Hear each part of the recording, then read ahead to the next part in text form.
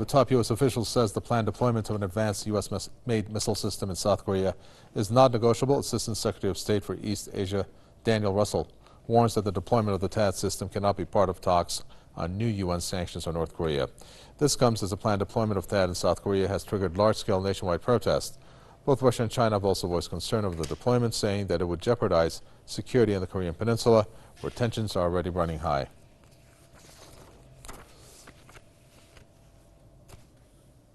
Tony Gosling, investigative journalist, joins us from Bristol. So this THAAD missile system, non-negotiable, so it's going to go through with it. How will China in particular react? And of course, will that change the military, I guess, balance in the region?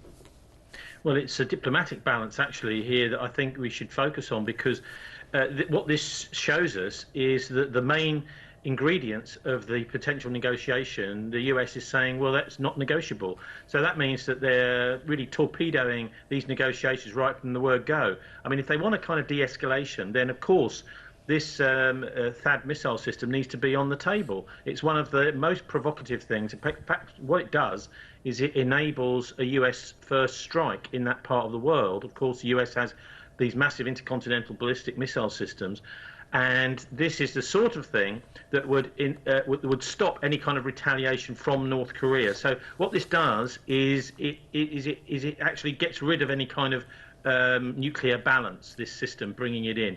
As you said, or somebody certainly said, is comparing it to Cuba. Look, the US missile system is also going in, as we know, in Romania and Poland. This is $800 million worth of AEGIS system. AEGIS, actually looking into that, that is from classical mythology, AEGIS. It's Minerva's shield made of goat skin. You know, this is an obsession with classical mythology that the American military seem to have.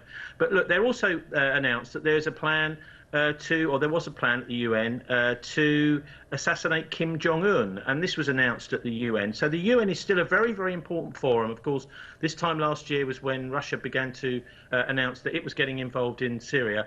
And it's not just North Korea that we're talking about, is it? Because there's 45 US bases surrounding Iran. We've got South China Sea tensions building up, Ukraine, Korea, Syria, as I said, Congo and Libya in Africa.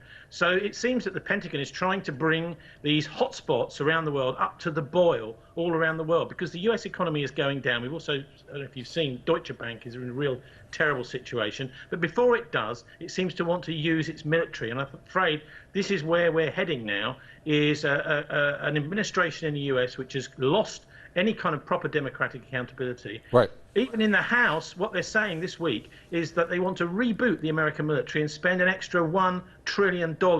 That's the House Armed Services Committee saying that. So America is going into full-on military mode as its democracy and its economy collapses. And this is a dangerous time.